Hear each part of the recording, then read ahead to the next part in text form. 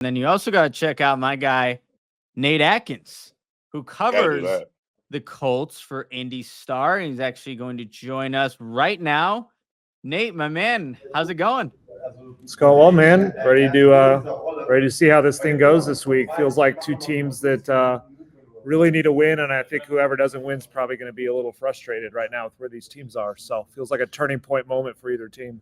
Nate, something's got to give, man. You talk about this running game for the Colts trying to get itself – the run defense for the Colts trying to get itself on track, and the run game for the Bears trying to get itself on track. Something's got to give on Sunday, man. What's been the problem with the Colts run defense as you see it? It depends on how much time you have. A lot of problems go into having the worst two-game start for any team in 46 years. That's where they're at. 474 yards allowed in 2 weeks, 75 more than any other team in football. So the basic level is that they are trying this 10-man defensive line rotation that they've always wanted. The idea being you rotate in all these fresh pass rushers and you throw these all different skill sets, and they drafted Latu in the first round and they're excited about it. And it's putting out guys who are not able to stop the run right now. So they've got DeForest, but they came into the year with DeForest Buckner and Grover Stewart in the middle, and that's in the past engineered that run defense. DeForest Buckner's been hurt. Now he's on injured reserve, and Grover Stewart, as great as he is at stopping the run, plays 60% of the time. So there's 40% of his snaps that are going to somebody else, and now DeForest Buckner isn't out there. You match that in with everything they've emphasized for the defensive ends with a new defensive line coach is just to drop weight, get after the passer, and they're not setting the edge. And it's just kind of unraveled. They've got young corners who aren't getting off blocks. Their linebackers are used to making tackles but not shedding blocks. And everything's kind of in disarray. And some guys are trying to, overcompensate. They're jumping out of gaps when they're not supposed to. They're trying to blitz through certain holes when they're not supposed to. They're just all kind of dragging each other down right now in an effort to fix this. So they did in the second half last week shut the Packers down to maybe 24 yards. Now the Packers are trying to just kind of bleed clock, so I don't know how much to read into that. The Colts players believe they found a fix within that. We'll see. It's going to be hard without DeForest Buckner. But, they have to get it to a level where they can at least get off the field, because right now the time of possession's like 20 minutes for the Colts and 40 minutes for opponents, and that's just put too much pressure on Anthony Richardson to try and answer this when he's barely on the field. Well, Nate, you mentioned Anthony Richardson. Let's put the conversation that way. What have you seen from him in 2 games? He was throwing the ball deep all over Houston, and then not much happening for that Colts offense against Green Bay last week. Yeah, so he came out and he had 3 completions of over 50 yards against the Texans, and I think they just got really excited about taking those deep shots that they haven't been able to take for several years without a strong arm quarterback. So the Packers made the right adjustment where they sat back in a really deep shell with 2 high safeties, and they dared them to run. And when the Colts ran the ball, they ran really well, but they just leaned into the pass thinking they could keep doing that when they're not on the field very much, and it led to some down moments for Anthony. So really we've seen exactly what we should expect out of him for 2 games, super high highs with some of the greatest highlights you'll ever see, and some low lows, like 2 interceptions and a Hail Mary last week, but they were bad picks, and he's just under 50% completion. So this is kind of his profile coming out of college, where he played so little, is that he has accuracy issues he's got to fix and grow at over time, but he can make some amazing plays with his legs and amazing play with his arm, and he ranks 3rd in the NFL in yards per carry at 9.3. They're just not using it very much. So unfortunately for him and the Colts, there's such a spotlight on his play because he's had to bring them back from 2-score deficits in the fourth quarter. It's not really letting him grow and make some mistakes the way a young quarterback should. Instead, everybody's looking at him to fix problems, when the model for this team was to have enough of a defense, to pay enough of these players, veterans around them, to lift it up. And right now, too much has fallen on his lap. So I think he's exactly where he needs to be. Some people want him to be further along, but it's just realistic that a guy who's barely played is going to have some ups and downs. They need to find a way, though, to where he's not having to wear the loss for them because so much else is going wrong. We know that the Colts went back-to-back, having 2 of the best quarterbacks of their generation back to back. You referenced some of the highlights that Anthony Richardson has put on tape so far. Have you seen a throw better than that one he made a couple weeks ago? That was absolutely sick. What was that like to see? Like that falling away to his left, 66 yards on it. Like, have you seen something better than that? That was filthy. No, I haven't. The best throw I'd ever seen live before that was one that Matthew Stafford made. It's like a 45-yard touchdown splitting cover 3. It was almost impossible, but this was the most impressive physical play that I've ever seen. And the joke here was there's all this fascination about whether or not they're going to open the roof or keep it closed, and it depends on the weather. They need to have it open that day, or like they need to go up to outer space and come back into the stadium. That's how far that went. If you look at like the passing charts from Next Gen, it doesn't show the trajectory of the ball. It's too far. If you look at the camera angles, you can't see the ball because the loft on that ball was crazy. And to think he did that kind of after he slipped and then steps left, he didn't even step into that. It's physically the most impressive throw I think you'll ever see. And that's kind of what you have to cling to as he goes through these growing pains, is that he does have to get a lot more accurate, and he has to protect the football a little bit better, and he has to find a way to stay on the field. But there's only a couple humans on earth who can make a throw like that. And right now I think it's Josh Allen and Anthony Richardson have the physical capabilities to actually make that kind of a throw. And that's why people should stay excited, even though they're 0-2 right now. Yeah, no, that's sick. I mean, I remember watching that from the press box. Like, there's no way he just made that. It's unbelievable, crazy. Dude. Unbelievable. Nate, what's we kind of got the story of this front 7 for the Colts defense. What's going on in the back end? Obviously, Julian Brents is not there anymore. He was injured, but like, what is kind of going on with them? What's your evaluation of how that group has played so far? That was supposed to be the whole focus heading into the year, as they rolled back a young secondary. And what we thought was that this is a team that in the past has stopped the run well, and they loaded up on the pass rush. And so it was all about, can they insulate this very young secondary that also had some injury issues. And so one of those injury issues played out. Juju Brents, top outside corner, now might be done for the year. So they're really shuffling at that spot. The other spot is Jalen Jones, who's a second-year player, and he's getting cut in some tough situations. And so they are getting Julian Blackmon back this week as strong safety. That's pretty big. He's looked awesome. Kenny Moore had a down week last week, but he's a Pro Bowl nickel. So they have a couple of good players back there. They're just going to have to really organize this because the other 3 spots are really, really young. Now, Nick Cross at free safety has actually been one of their better players. He's the leading tackler in the NFL. Tells you where their run defense is. Right. The free safeties leading the league in tackles.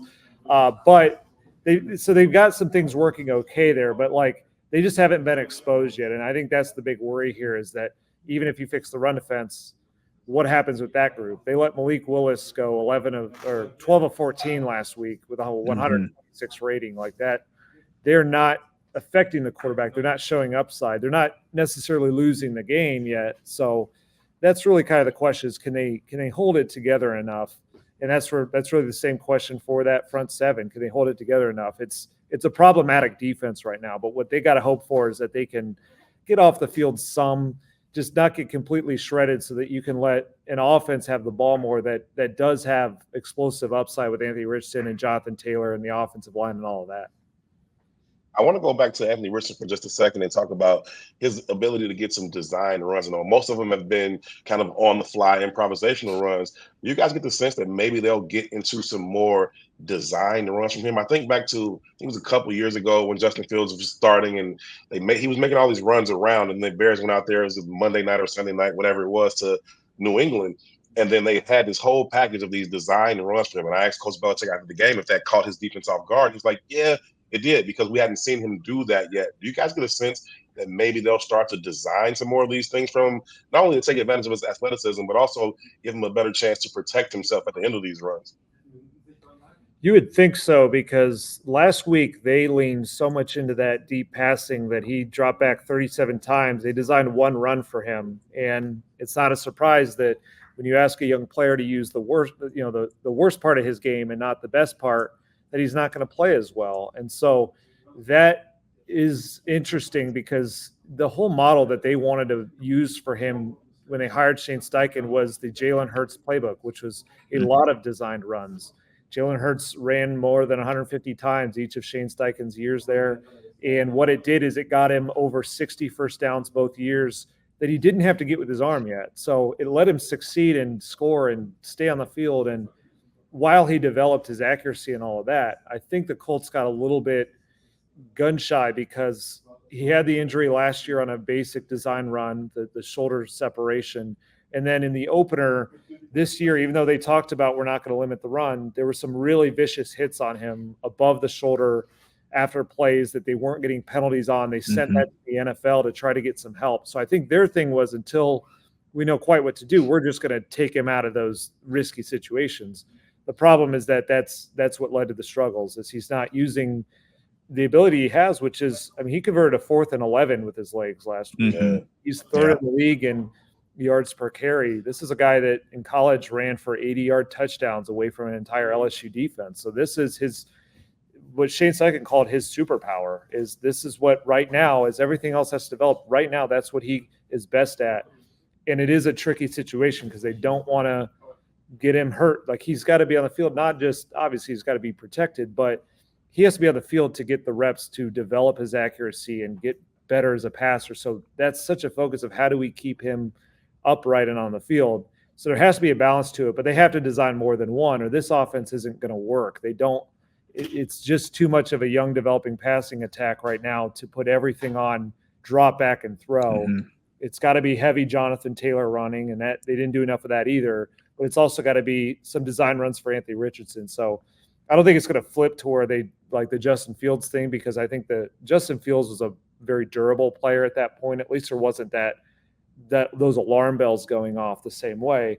But they have to design, I would think, at least a handful of runs, a handful of opportunities, at least the zone read where they have to the Bears defense has to decide, is Jonathan Taylor getting the ball, Anthony Richardson. They have to run a lot more than that, because that right now is the only thing that looks great on this team, and everything else they're just trying to manage right now and survive.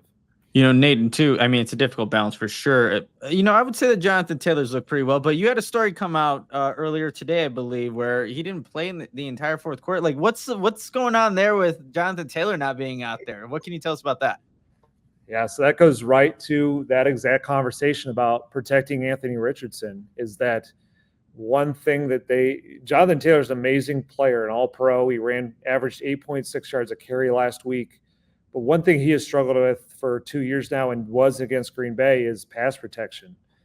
Just some of it's that they run him so much. I think he's a little bit worn down by the time he's got to pick up a linebacker who's screaming through the hole. Some of it's just, it's never been his focus and his strength. And so they panicked last week when they got down 16, or they got down 13 points, and they just decided we're just going to throw the ball. That's all we're going to do. And when they're in that mode, that's where they wanted a pass protector like Trey Sermon. And that's where things became a problem, because then your best player's off the field.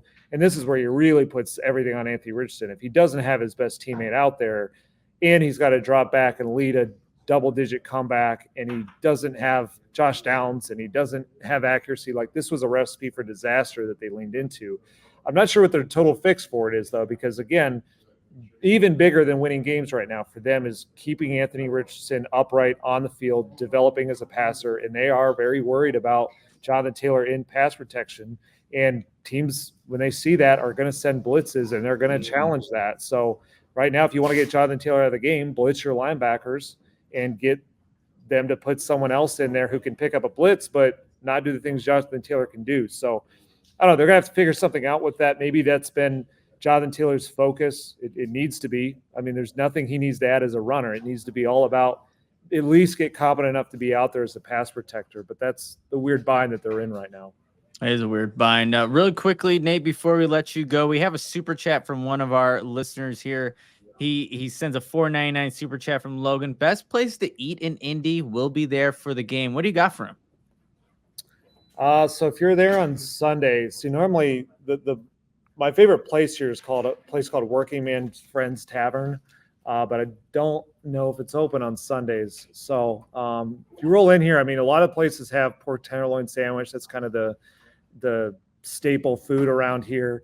But beyond that, there's a lot of places that aren't maybe an Indy staple, but it just has really good food. So up and down Mass Ave is really the place you're going to want to go. There's a place there, like a Southern kitchen called the Eagle that I really like. That's there on Mass Ave. So places like that. Shapiro's is the one closest to the stadium. That's a sandwich spot that's just got really, really good sandwiches. So that's usually a lot of go-to move is get a sandwich before going to the game, since it's like right next door. I feel like every time I go to Indy, I always end up at St. Elmo's, get the shrimp. It's like everybody does that, but that's what I always end up doing. So take Nate's food advice. He definitely knows the place to go. But Nate, hey, appreciate you jumping on and making our Bears fans a lot more smarter as we go into this Week 3 matchup. Yeah, for sure. We'll see you on Sunday when you get here. All right, Appreciate you, Nate. We all silly like the mayor.